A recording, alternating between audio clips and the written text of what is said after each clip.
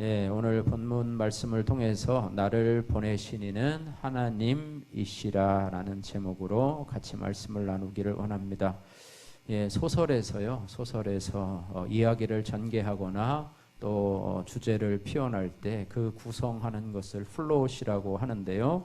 이 구성에 일반적인 전개 방식이 있습니다. 처음에는 발단, 그 다음에 전개, 그 다음에 위기를 통한 절정, 그리고 결말이라는 과정을 통해서 이루어지는데요. 발단은 소설의 시작 부분을 말하고요. 또 전개는 소설의 작중 인물의 갈등이 시작되는 단계고요. 또 위기는 여태까지 전개해 오던 이야기가 해결되는가 싶더니 새로운 국면을 맞이하면서 긴장감과 갈등이 높아지는 단계를 이제는 위기라고 하고, 다음에는 절정, 다른 영어로는 클라이막스라고 하는데요. 여태까지 전개해 오던 이야기가 이제는 숨가쁜 최고점에 이르는 것을 의미하는데, 작중 인물 중에 얼마나 선하고 악한지가 이제는 애매해졌다고 한다면, 이제는 그 정체를 드러내는 순간이 바로 절정이고, 이 절정이 지나고 나면 이제는 결말로 모든 사건이 종결되는 그런 단계가 바로 소설에서 주제를 전개하는 그런 방식입니다. 오늘 본문의 이 요셉의 이야기는요, 창세기 42장부터 이어온 이 요셉의 형들에 대한 이런 시험들이 이제 오늘 본문에 이르러서 절정, 곧 클라이막스를 맞이하게 됩니다. 요셉의 이야기는 소설이 아니고 실제 이야기지만은 소설과 같이 우리를 참으로 흥미롭게 하고 있습니다.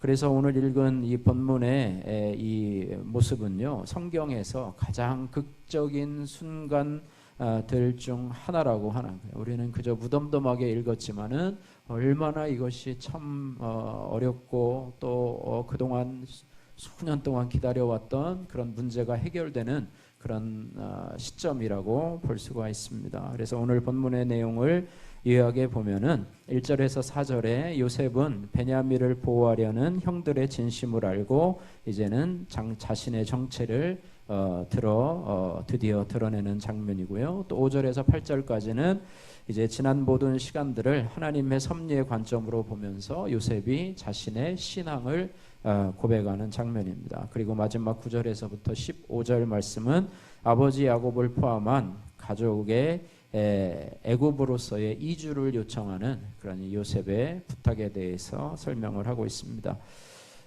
요셉은 1절에서 4절을 통해서 이제 드디어 자신의 신분을 노출을 합니다.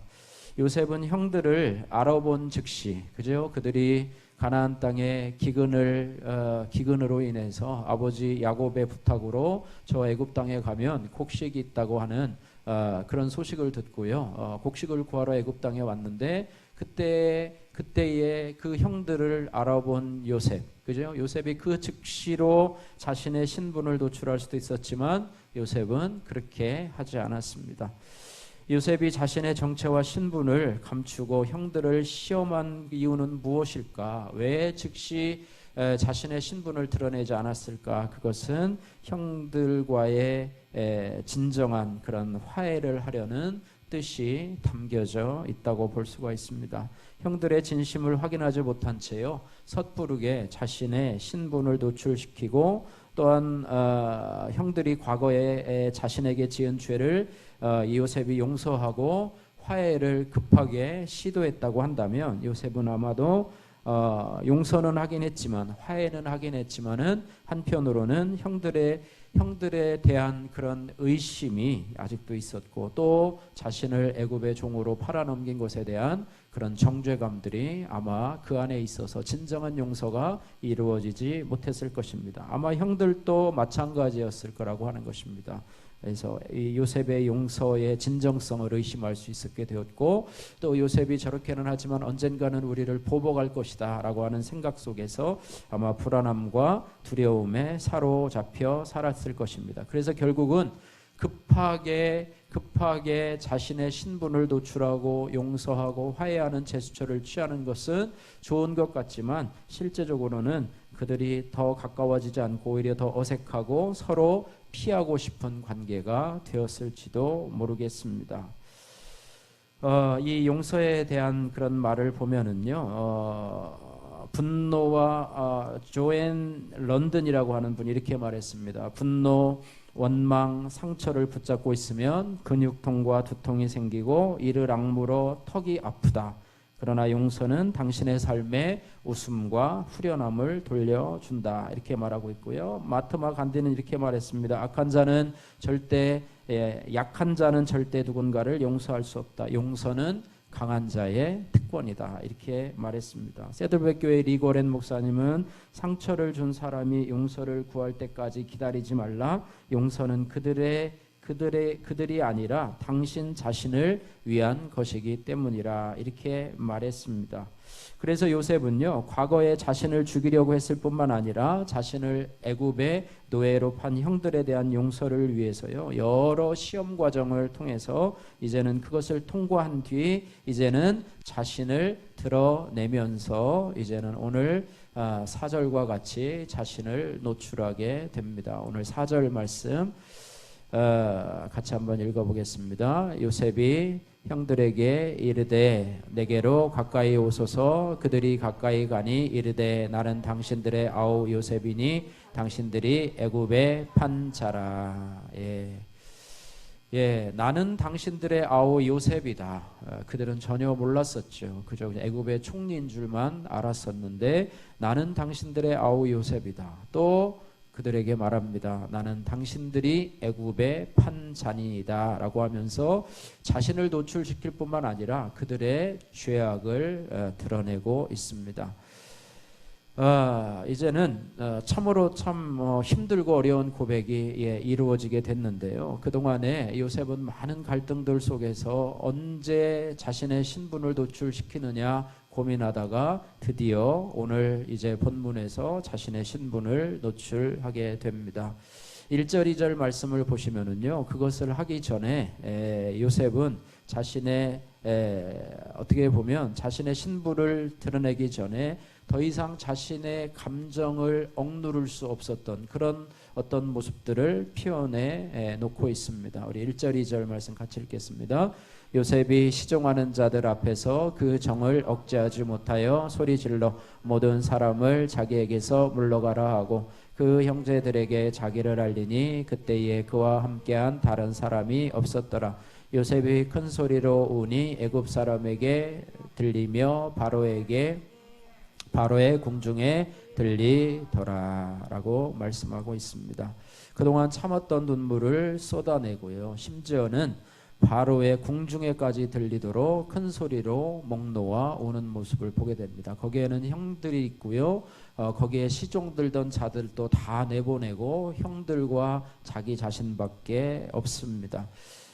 왜 이렇게 큰 소리로 우느냐, 왜 이렇게 복받침을 감당할 수 없을 정도 이렇게 잃었느냐, 그 전의 모습을 보니까 형 유다의 설득력 있는 호소를 듣고 또 동생 베냐민을 위해서 희생을 자청하겠다고 하는 형들의 각오를 보았기 때문에 그랬습니다. 그래서 형들은 전혀 상상도 못한 이런 충격적인 사실 앞에서 그들은 입을 다물지 못한 채 아무 말도 할 수가 없었습니다. 너무 충격을 받아서 그랬습니다. 3절 말씀 한번 같이 읽어보겠습니다. 요셉이 그 형들에게 이르되 나는 요셉이라. 내 아버지께서 아직 살아계시니까 형들이 그 앞에서 놀라서 대답하지 못하더라. 큰 소리로 울고 나는 요셉이라, 또 자신의 아버지 살아계시는가 라고 하니까 형들이 그 앞에서 놀라서 대답하지 못하더라. 요셉은 그동안에요, 그들이 형인 줄을 알고 있었음에도 불구하고 알고 있었어요. 그런데 그 형들은 이 애굽의 총리가 자신의 동생이라고 하는, 또 자신들이 애굽의 판 종이라고 하는 사실도 전혀 알지 못한 채 갑작스럽게 준비 없이 이런 상황을 맞게 되니까 이런 고백을 할 수밖에 없어요. 형들이 그 앞에 놀라서 대답하지 못하더라. 아버지가 살아계시니까 라고 하는 대답은 간단한 대답이 아닙니까? 좀 살아계십니다. 뭐 그렇게 하면 되는데 너무 놀라서. 그래서 여기에 쓰여진 이 놀라움에 쓰인 단어는요, 무서운 전쟁통에서 전신이 마비될 정도의 큰 두려움을 느낄 때 사용되는 그런 단어라고 합니다. 이만큼 그들에게 다가온 충격은 정말로 메가톤급의 충격이라고 볼 수가 있었습니다. 요셉이 자신을 드러낸 후 첫 마디는 아버지 야곱의 안부를 묻는 것이었습니다. 그래서 이때부터 요셉은요, 더 이상 그들의 대화 속에 아버지 야곱을 너희의 아버지라고 부르지 아니하고 이제부터는 내 아버지로 이렇게 호칭을 사용해서 부르게 됩니다. 그래서 3절 말씀에 보면 나는 요셉이라 내 아버지께서, 그동안에는요 형들을 시험하느라고 너희의 아버지란 표현을 썼어요. 물론 자신의 아버지도 되지요. 그러나 그동안은 그것을 숨겨왔었고, 이제는 자신의 신분을 노출시키면서 이제는 너희의 아버지가 나의 아버지도 되신다라는 그런 고백을 하고 있습니다. 예. 이는 요셉이 애굽의 종으로 팔려와서부터 온갖 고난을 받지 않습니까? 또 그런 과정에 애굽의 총리로 오르게 되고, 또 기근으로 애굽을 찾아온 형제들과의 만남으로부터 참으로 오랫동안 기다렸고 또 인내하고 참고 했던 그런 결과 후에, 그죠? 우리가 속담 중에 그런 말 있지 않습니까?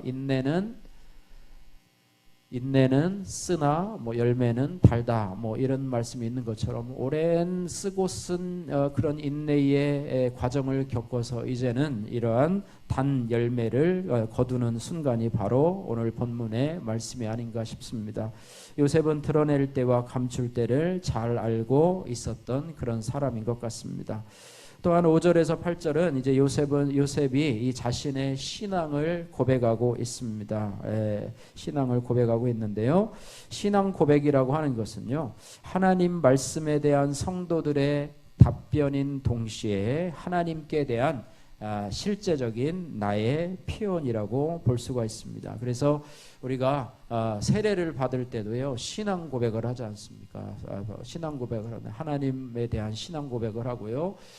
베드로도 예수님에 대해서 마태복음 16장 16절에 주는 그리스도시요 살아계신 하나님의 아들이시니다 라고 이야기를 하는데요.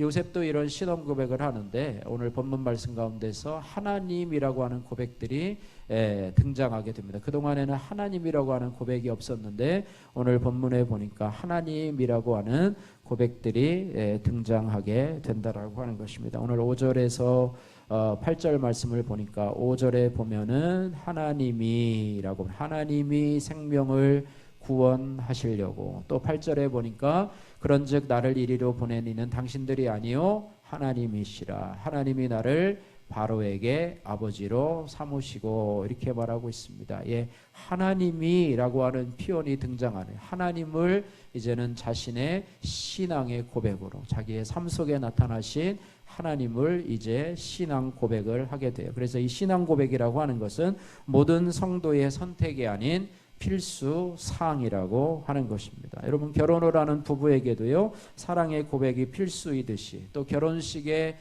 결혼 예식을 진행하는 부부들에게 있어서도 서로 사랑에 대한 고백을 대답을 하는 것이 필수적인 조건인 것처럼 성도들에게는 하나님께 대한 신앙 고백이 필수라고 하는 것입니다. 요셉은 자신의 정체를 이제는 노출한 후에 말문이 막힌 형들을 가까이 오라고 요청을 합니다. 4절 말씀 같이 읽겠습니다.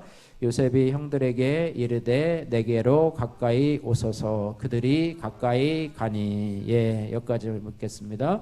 요셉이 형들에게 이르되 내게 가까이 오소서. 내게 가까이 오소서. 그러자 그들이 가까이 가니라고 하면서 이제 이야기를 하게 되는데요.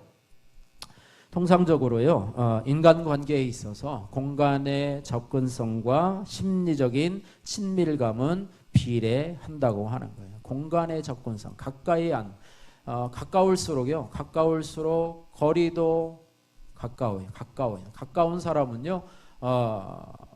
가까운 사람은 서로 친밀한 사람은 가까이서 대화를 합니다. 그러나 친밀하지 않은 사람은 어느 정도의 거리를 두고 이렇게 이야기를 하는 것을 보게 됩니다. 그래서 나와 가까운 사람과는 가까이 하려는 경향이 있고요. 나와 친하지 않은 사람은 밀어내고 멀리 하려는 그런 경향이 있습니다. 그러므로 이 친밀한 유대 관계는요, 만족스럽고 안정된 인간관계의 기본이 된다고 합니다. 이 심리학자들은요, 서로의 친밀감이 형성되기 위해서는 먼저 한 사람이 자신에 관한 정보와 감정을 전달해야 되고, 상대방은 그에 대해서 호의적인 적절한 반응을 나타내는 지속적인 상호작용이 일어나야 한다고 보고 있습니다. 반대로 불편한 사람들과는요, 심리적, 물리적 공간의 간격이 크게 된다라고 하는 것입니다.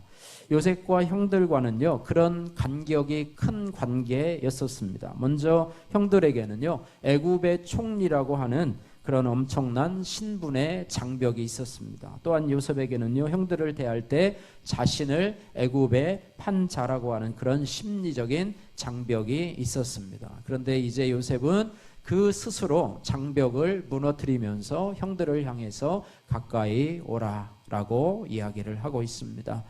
애굽의 총리인 나는, 벽을 무너뜨리면서 애굽의 총리인 나는 너희들이 나를 멀리 상대하고 높이 상대해야 할 엄청난 신분의 대상인 나는 너희들의 동생 야곱이다, 요셉이다, 이렇게 얘기를 하고 있고요. 또한 애굽의 종으로 판자라고 하는 죄책감과 두려움에 사로잡혀 있는 그들을 향해서 5절에 이렇게 말씀을 하고 있습니다. 근심하지 말고 한탄하지 말라라고 말씀하고 있습니다. 오늘 5절 말씀 같이 한번 읽겠습니다. 당신들이 나를 이곳에 팔았다고 해서 근심하지 마소서, 한탄하지 마소서. 하나님이 생명을 구원하시려고 나를 당신들보다 먼저 보내셨나이다. 아멘. 이 심리적인 간격을, 이제는 장벽을 파괴하려고 이 요셉이 먼저 가까이 가고 또 그들에게 있는 그런 장벽을 팔게 된다라고 하는 것입니다. 그래서 요셉은 형들 안에 있는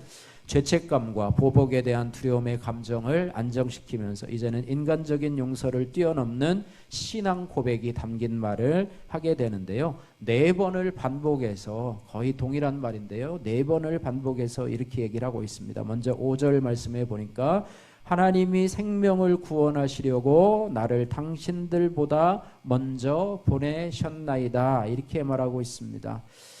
요셉의 아버지가 야곱인데요. 야곱의 그 운명을 보면은, 그죠? 야곱이 에서와의 어떤 갈등들 속에서 그 외삼촌을 라반의 집에 가게 되는데, 그것이 자의에 의해서 가게 돼요. 이제는 어쩔 수 없는 상황이 되어서, 그래서 아버지 야곱의 운명이 스스로 선택한 결과였다면, 이 아들 요셉의 운명은 자신의 의사에 의한 것이 아니라 요셉 자신의 표현을 빌리자면 하나님의 뜻에 의한 것이다. 물론 야곱도 역시 하나님의 뜻에 의한 것이지만은 조금의 차이가 있기는 할 것입니다. 그런데 하나님이 나를 당신들보다 먼저 보내셨나이다, 이런 고백을 합니다. 요셉은요, 한 번도 고향을 떠날 생각을 해본 일도 또 떠나야 할 이유도 없는 그런 사람이었어요.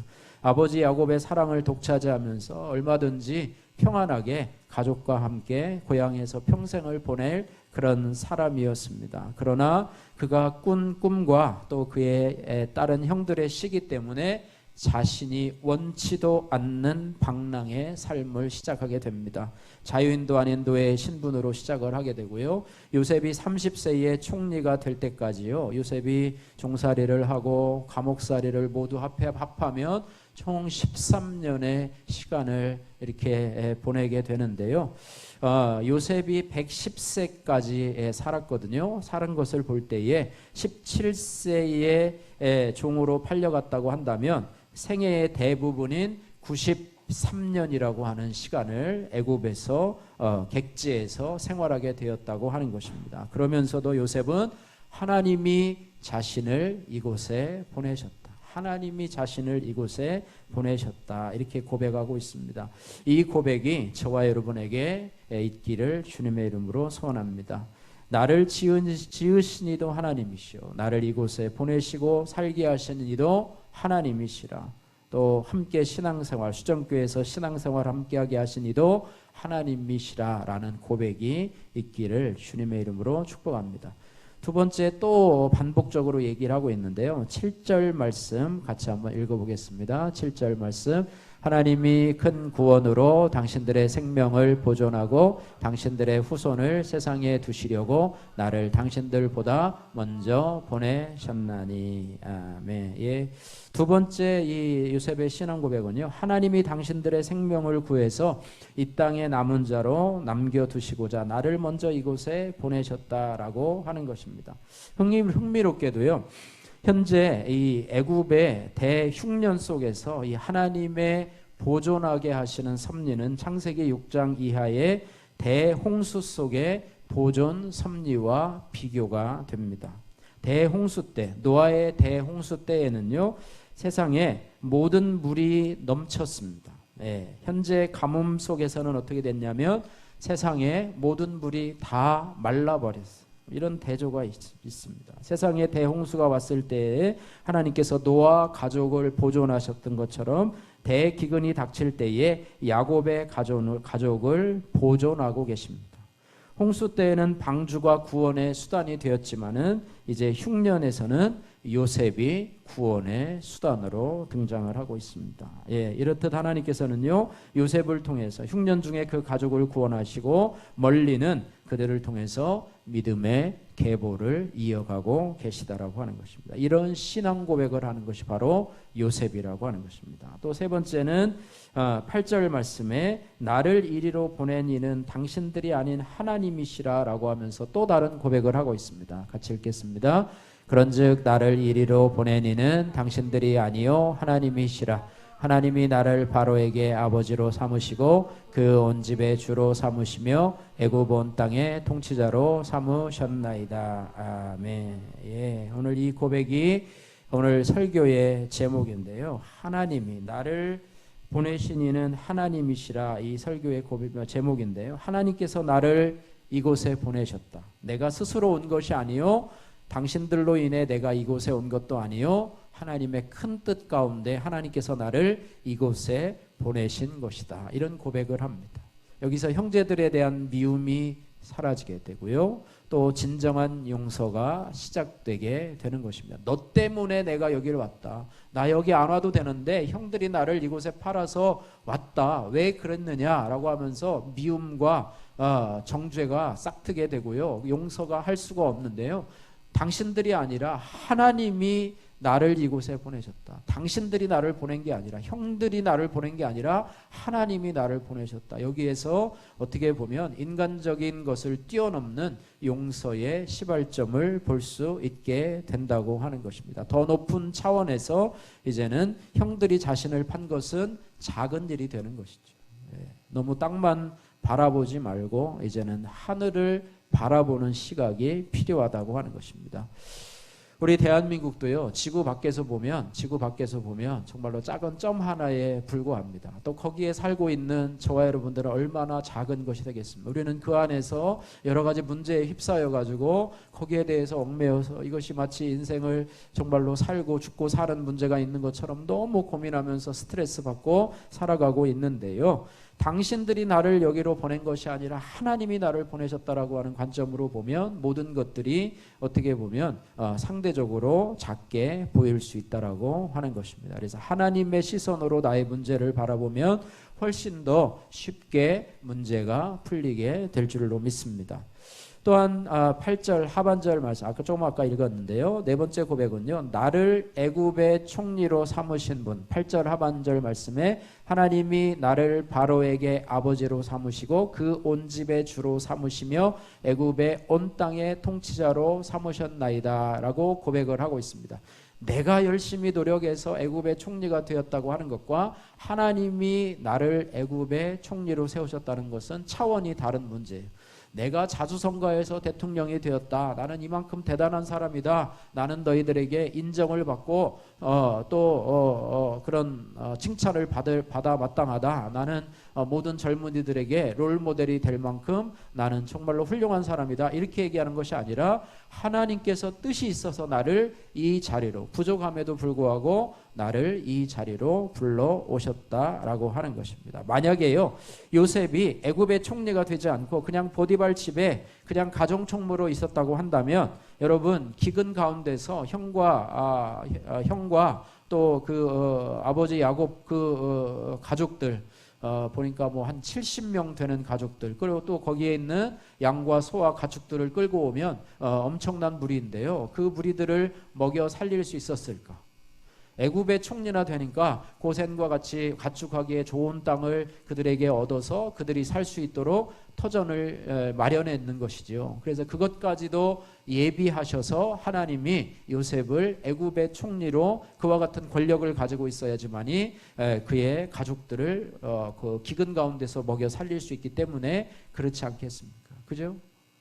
직분이 높이 올라가지 않았으면 아마 그런 기회가 있었더라도 내가 와도 나 하나 먹기도 내 입 건사하기도 쉽지 않으니까 오지 마세요. 뭐 와도 뭐 거지 생활을 하겠죠. 그런 생활이 아니기 때문에 그래서 하나님께서 그 상황을 미리 아시고 요셉을 애굽의 총리로 삼아 주셨다고 하는 것입니다. 예, 이것을 우리가 생각을 해야 된다라고 하는 것입니다. 요셉의 용서는요 형제들의 진실한 회개에서 비록되었지만 궁극적으로 자신의 삶에 임하신 하나님의 주권적인 섭리에 대한 인정과 고백에서 비록이 되었습니다. 요셉은 장기간 기근 속에서도 아버지 야곱의 가족을 지키기 위해서 또 보존하기 위해서 하나님께서 자신을 먼저 애굽 땅에 보내신 것이라고 고백을 하고 있습니다. 적용의 말씀입니다. 나는 지금 나의 삶 속에서 일어나는 고난과 고통 속에서 하나님의 섭리를 깨닫고 있습니까?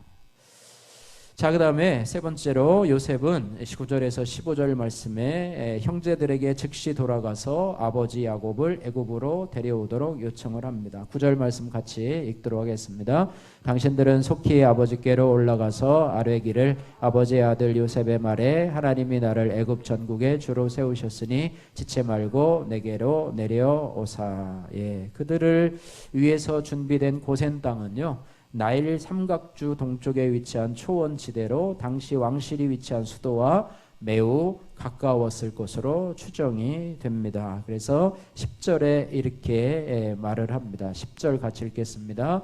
아버지의 아들들과 아버지의 손자들과 아버지의 양과 소와 모든 소유가 고센 땅에 머물며 나와 가깝게 하소서. 예, 야곱은요 향후 5년간 지속될 기간 동안에 가족의 안전한 생존과 또 넉넉한 생활 지원을 또한 약속하고 있습니다. 11절 말씀 같이 읽습니다. 흉년이 아직 5해가 있으니 내가 거기서 아버지를 봉양하리이다. 아버지와 아버지의 가족과 아버지에게 속한 모든 사람에게 부족함이 없도록 하겠나이다 하더라고 전하소서. 이렇게 이야기를 합니다. 이렇게 하고 이제는 너희가 증인이 되고 내 아우 베냐민의 눈이 이제는 증인이 되고 내가 말을 하는 것은 내 입이기 때문에 너희가 이제는 그것들을 다 아버지에게 고하고 이 애굽 땅으로 돌아오게 하라 이렇게 말을 합니다. 그러면서 이제는 이런 요청을 마친 요셉이 베냐민과 더불어 서로 목을 껴안고 웁니다. 이어서 형들과도 입을 맞추며 울고 난 뒤에 비로소 형들이 그동안에 막혔던 입을 열면서 이제는 요셉과 소통이 시작이 되는 그런 모습을 보게 됩니다. 이제 형들은 애굽의 총리가 자신의 동생 요셉이고 또 그가 진정으로 자신들을 용서했음을 믿고 있습니다. 참된 용서는요 복수하지 않는 데서 그치지 않고요 더 나아가서 상대방의 이익을 도모하는 실천을 동반하게 된다라고 하는 것입니다. 형들을 용서한 요셉은요 주저없이 아버지뿐만 아니라 모든 형제들 또 그의 가족들이 애굽으로 오도록 초청을 합니다. 용서하되어 인색하게 하는 것이 아니라 자신이 받은 복을 주저없이 나누고 있는 요셉의 모습을 볼 수가 있습니다. 하나님의 은혜를 받은 자는요 자신의 받은 것을 자신의 소유가 아니라 하나님의 소유로 인정하기 때문에 사람에게 결코 인색하지 않습니다. 내 것을 나눈다는 것이 아니라 하나님이 나에게 주신 것을 나눈다고 하는 그런 가치관을 가지고 있습니다. 그래서 하나님 앞에 거저 받았기 때문에 거저 나눌 수 있는 그런 영적인 여유로움이 있다고 하는 것입니다. 그래서 참된 용서는 말만의 용서가 아니라 나눔을 동반한 용서라고 하는 것을 우리 요셉을 통해서 볼 수가 있습니다. 적용의 말씀입니다. 나의 용서는 말뿐으로 그치고 있습니까? 아니면 나눔을 동반한 용서로 이어지고 있습니까? 말씀을 마치겠습니다. 요셉이 언제부터 이런 자신의 인생의 역경을 이렇게 높은 인생의 안목으로 해석할 수 있었을까?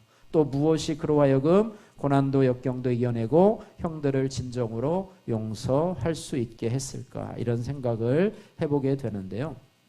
특별히 요셉은 자신의 인생을 하나님의 관점에서 해석했다는 것이라고 하는 것입니다. 자신에게 일어난 고난을 아버지 야곱의 가족 이스라엘 민족을 구원하기 위한 하나님의 계획으로 해석한 것입니다. 이것이 성숙한 신앙인의 표시라고 하는 것이죠. 이것을 섭리신앙이라고 합니다. 요셉이 가지고 있는 신앙을 섭리신앙이라고 하는데요. 이 섭리라는 말을 다른 말로 표현하면 다스림, 하나님의 다스림이라고 표현할 수가 있습니다. 기독교 교리 중에서 우리 성도들에게 가장 큰 위로와 위안을 주는 교리가 바로 이 하나님의 섭리 교리라고 하는 거예요. 모든 교리가 성도에게 참된 위로와 소망을 주지만 그 중에서도 섭리 교리는요, 가장 분명하고 확실하게 위로와 소망을 주는 교리라고 하는 것입니다.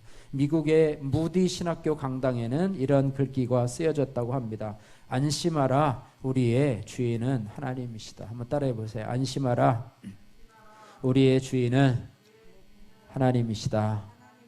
다시 한번요. 안심하라, 우리의 주인은 하나님이시라. 신학교에 신학을 공부하러 온 신학생들이 그것을 보면서 묵상하도록, 안심하라, 두려워하지 말라, 염려하지 말라, 우리의 인생의 주인은 하나님이시다라고 하는 것. 그죠? 우리가 잘 묵상하는 말 가운데 로마서 8장 28절, 우리가 알거니와 하나님을 사랑하는 자 곧 그의 뜻대로 부르심을 입은 자들에게는 뭐라고요? 모든 것이 합력하여 선을 이루시느니라. 나를 지으시고 창조하신 이이실 뿐만 아니라 나를 이곳에 보내신 이도 하나님. 또 그거기 때문에 우리는 지금 그분의 한량없는 은혜 가운데 살아가고 있음을 믿습니다. 사랑하는 성도 여러분, 지금 어떤 일이 힘이 드십니까? 어떤 염려로, 또 어떤 근심으로 두려움이 여러분을 사로잡아 스트레스를 받게 하고 있습니까? 여러분, 하나님의 섭리를 믿으시고요. 안심하라, 우리의 주인은 하나님이시다. 우리의 자녀의 문제도 여러분 안심하십시오. 그들의 주인도 역시 하나님이십니다. 할렐루야. 그분의 통치와 섭리와 다스림 속에서 주님과의 친밀함과 교제와 믿음 속에서 살아가시는 여러분 되시기를 주님의 이름으로 축복합니다.